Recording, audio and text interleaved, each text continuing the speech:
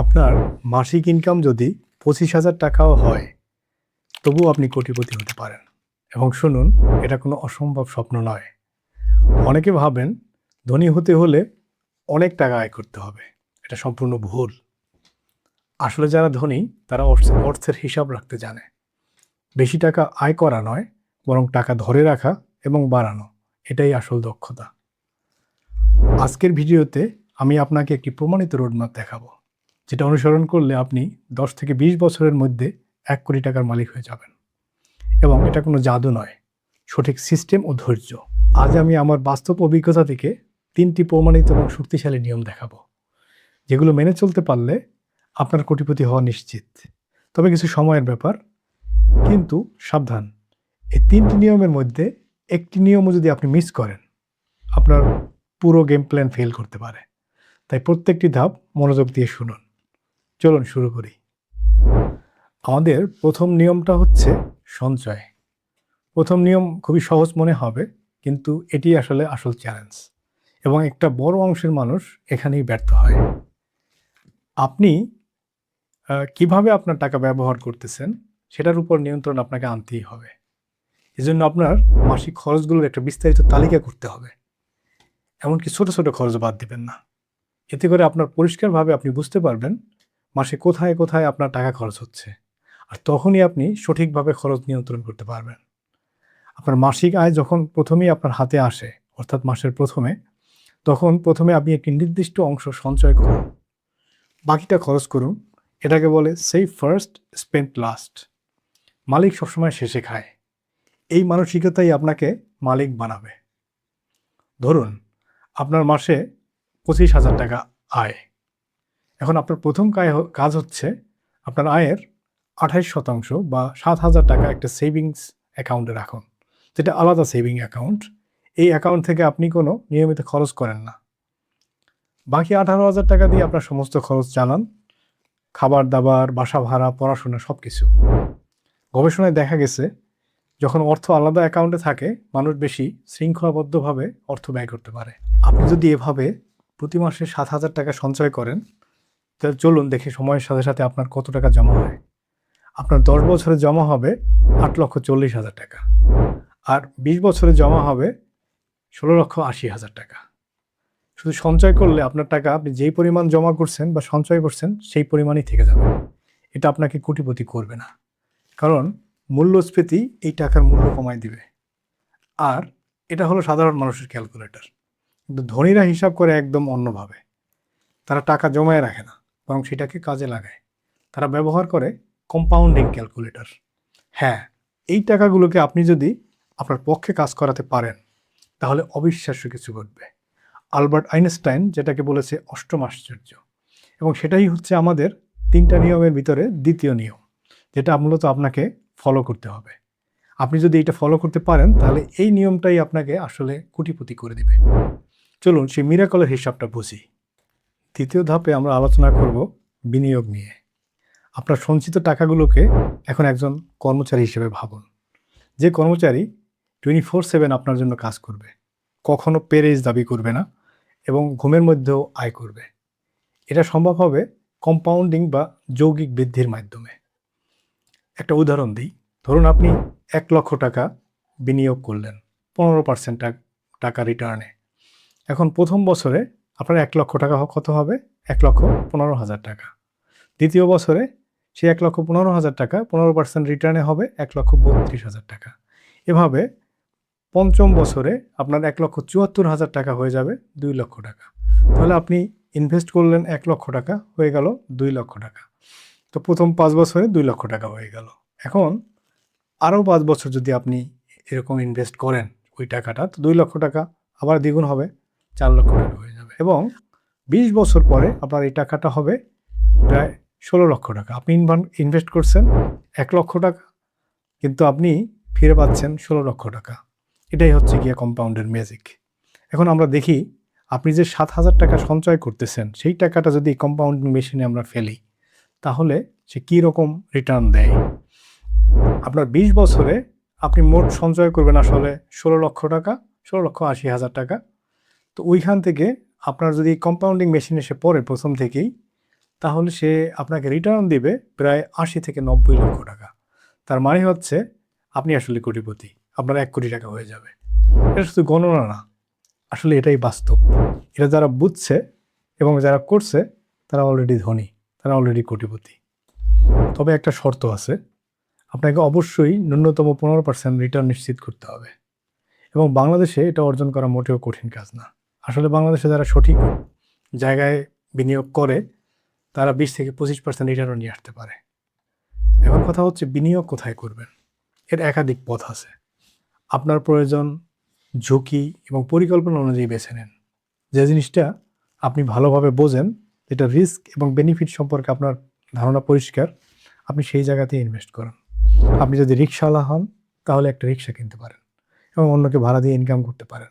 আসলে রিক্সাওয়ালাও প্রায় 25,000 টাকা বা তার বেশি ইনকাম করে, তো সেও আসলে কোটিপতি হতে পারে। আপনার যদি গাড়ি থাকে আপনি আরেকটি গাড়ি কিনুন, উবার বা রাইড শেয়ারে ভাড়া দিন। আপনি যদি ভাড়াটিয়া হন তাহলে অ্যাপার্টমেন্ট কেনেন, তারপর অ্যাপার্টমেন্ট ভাড়া দেন।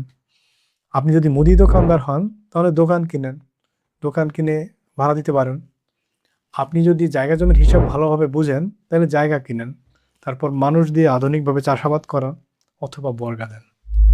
আচ্ছা, কেন 99% মানুষ এই 1 কোটির মাইল ফলক কখনোই ছুঁতে পারে না? কারণ তাদের আচরণে বেশ কয়েকটা বড় ভুল থাকে, যেটা আমরা আলোচনা করব আমাদের তৃতীয় নিয়মে, যেটা প্রথম 2টা নিয়মের চেয়েও গুরুত্বপূর্ণ। এটা আপনাকে কোটিপতির মতো অভ্যাস গড়ে তুলতে সাহায্য করবে। আর এই আচরণ যদি আপনি না জানেন তাহলে আপনি কোটি টাকা পেলেও টাকা ধরে রাখতে পারবেন না।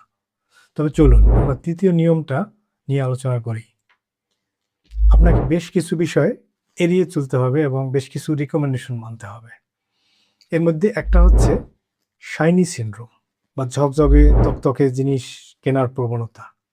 আপনার চারপাশে সবসময় নতুন গাড়ি, নতুন ফোন, ব্র্যান্ডের জামা দেখবেন, এগুলো দেখে আপনার কিনতেও মন চাবে। তো আপনি কিনতে পারেন, আপনার প্রয়োজন যদি থাকে আপনি কিনবেন, তবে শুধু মানুষকে দেখানোর জন্য বারবার কিনবেন না, এমনকি আপনার সামর্থ্য থাকলেও কিনবেন না। কিন্তু শুনুন, ধনী মানুষরা কি করে? তারা মানুষকে দেখানোর জন্য কখনো কিছু কিনে না। তারা জানে যে তাদের প্রকৃত সম্পদ অদৃশ্য, এটা দেখানোর কিছু নাই। এটা থাকে ব্যাংক অ্যাকাউন্টে, এটা থাকে বিনিয়োগে, এটা থাকে রিটার্নে। তাই আপনার যা প্রয়োজন শুধু তাই কিনুন। প্রতিটি জিনিস কেনার আগে নিজেকে জিজ্ঞেস করুন, এটা কি সত্যি আমার লাগবে? আর একটা জিনিস কেনার আগে মেজার করুন যে এই যে পণ্যটা আমি কিনতেছি এর যা দাম, সেটা কি সেই পরিমাণ উপকার আমাকে করবে, এর কি সেই পরিমাণ ভ্যালু আছে? আরেকটা ব্যাপার হচ্ছে নেইবারহুড ট্রাপ, মানে আপনি প্রতিবেশীর সাথে কখনো প্রতিযোগিতা করতে যাবেন না। এটা একটা বড় ফাঁদ। আপনার পাশের মানুষ একটি বাড়ি কিনলো, তাই আপনিও কিনতে চান। তার একটা গাড়ি আছে, তাই আপনিও কিনতে চান। আপনি প্রতি বছর মডেল চেঞ্জ করলেন। এই যুদ্ধ কোনোদিন শেষ হবে না। আর এই প্রতিযোগিতায় অনেক মানুষ দেউলিয়া হয়ে গেছে। তো আপনাকে যেটা করতে হবে সেটা হচ্ছে আপনার আয় দেখুন, আপনার লক্ষ্য দেখুন, আপনার প্রয়োজনে কিনুন, প্রতিবেশীর কথা ভুলে যান। মনে রাখবেন, যেই প্রতিবেশীর সাথে আপনি প্রতিযোগিতা করতেছেন সে হয়তো ঋণে ডুবে আছে, তার হয়তো কোনো সঞ্চয় নেই, তার হয়তো বা কোনো ভবিষ্যৎ প্ল্যানও নেই, শুধু লোক দেখানোর জন্য খরচ করতেছে। আপনি হবেন ভিন্ন, কারণ আপনি তো ভবিষ্যৎ তৈরি করার জন্য প্ল্যান করেছেন এবং আপনি সেটা এক্সিকিউট করবেন। আরেকটা ট্রাপ হচ্ছে ঋণ। কখনো ঋণ নেবেন না, বিশেষ করে ভোগ ঋণ বা কনজাম্পশন লোন। যেমন ধরেন গাড়ি ঋণ, ফ্রিজ ঋণ, এসি ঋণ, ক্রেডিট কার্ড ঋণ। এই ঋণগুলো আপনার সম্পদ তো বাড়াবে না, বরং আপনার ঋণ বাড়াবে এবং সুদ দিতে দিতে আপনার সঞ্চয়ের সুযোগ নষ্ট হয়ে যাবে। যেমন ধরেন আপনি 5 লক্ষ টাকা একটি গাড়ি ঋণ নিলেন এবং 15% সুদে। 5 বছরে এক্সট্রা আপনাকে হয়তো বা 2 থেকে 3 লক্ষ টাকা সুদ দিতে হবে, যে টাকা আপনি বিনিয়োগ করতে পারতেন। এখন একটা ব্যতিক্রম আছে, যেটা একমাত্র ব্যতিক্রম হচ্ছে বিনিয়োগ ঋণ, যা আপনার জন্য কাজ করবে। যেমন বাড়ি কেনার ঋণ, যা আপনি ভাড়া দিয়ে খরচ উঠাতে পারেন। এখন আমি কিছু রিকমেন্ড করব, যেগুলো মেনে চললে এই জার্নিতে আপনার উপকার হবে। এর ভিতরে একটা হচ্ছে আইন এবং ট্যাক্স সম্পর্কে সচেতন থাকা। শুধু ট্যাক্স দেওয়াই না, আপনি বুদ্ধিমানের মতো ট্যাক্স দিন। অর্থাৎ আইন মেনে এমনভাবে বিনিয়োগ করুন যাতে আপনার ট্যাক্স কম দেয়া লাগে। এক্ষেত্রে একজন লয়ার রাখলে সবচেয়ে ভালো। এবং আপনার সম্পত্তির সরকারি স্বীকৃতি নিশ্চিত করুন। কখনোই অবৈধ কাজ করবেন না। প্রলোভন থাকতে পারে, কিন্তু মনে রাখবেন আপনার সম্পদ রক্ষার জন্য কখনো না কখনো আপনার আইনের সাহায্য নেওয়া লাগতে পারে। তাছাড়া আরেকটা নিয়ম হচ্ছে, আপনি সঞ্চিত অর্থ কখনো বসিয়ে রাখবেন না। যখন আপনার হাতে 50,000 বা 1,00,000 টাকা জমা হবে, তখনই দ্রুত বিনিয়োগ করুন। কারণ প্রতিটি মাস যা বিনিয়োগ হয় না, তা আসলে মূল্যস্ফীতির কবলে পড়ে। শুরুতে হয়তো প্রথম মাসেই আপনি 7,000 টাকা বিনিয়োগ করতে পারবেন না, কিন্তু যখনই পারবেন তখন আর দেরি করবেন না। আরেকটা ব্যাপার হচ্ছে দান করা। এটা শেষ কিন্তু গুরুত্বপূর্ণ। যখন আপনি অর্থ দান করবেন, তখন এটি শুধু অন্যদের সাহায্যই করবে না, এটা আপনার সম্পদ ন্যাচারালি সুরক্ষিত করবে, এবং একই সাথে এটা আপনার সম্পদ বাড়তে সাহায্য করবে। স্রষ্টার অদ্ভুত একটা নিয়ম হচ্ছে যে দান করে সে তাকে আরও দান করার সামর্থ্য বাড়িয়ে দেয়, এবং এই জন্য আপনি অ্যাভারেজে পার ইয়ার 2 থেকে 3% আপনার লভ্যাংশ দান করে দিবেন, এবং এটা আপনার উপকারী করবে। এখন একটা গুরুত্বপূর্ণ প্রশ্ন হচ্ছে, কতদিনে আপনি কোটিপতি হতে পারবেন? এর উত্তর হচ্ছে, এটা আপনার শুরু করার বয়সের উপরে নির্ভর করবে। আপনি যদি চাকরি জীবনের শুরুতেই শুরু করেন, অর্থাৎ 20 থেকে 25 বছর বয়সে, এবং নিয়মিত বিনিয়োগ করেন, তাহলে আপনি 35 থেকে 40 বছর বয়সে কোটিপতি হয়ে যাবেন। আমার পরামর্শ হচ্ছে, আজই শুরু করুন। এই মাসেই প্রথম টাকা সঞ্চয় করুন, পরের মাসে প্রথম বিনিয়োগ করুন, এবং তারপর ধৈর্য রাখুন। সময় আপনার পক্ষে কাজ করবে। আপনার সিদ্ধান্ত আপনার হাতে। আজকের ছোট ছোট সিদ্ধান্তগুলো আগামী বছরগুলোতে বড় পার্থক্য তৈরি করে দিবে। আপনি যদি আজই টাকা জমাতে শুরু করেন, বিনিয়োগ করেন, ধৈর্য রাখেন, তাহলে আপনি 20 বছর পরে যেখানে দাঁড়াবেন আর অন্যরা যেখানে থাকবে, তার পার্থক্য হবে অসাধারণ।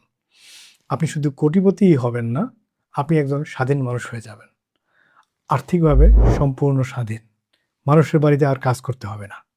তাই আজই শুরু করুন। আমি আছি আপনার সাথে এই যাত্রায়। পরবর্তী ভিডিওতে আবার দেখা হবে।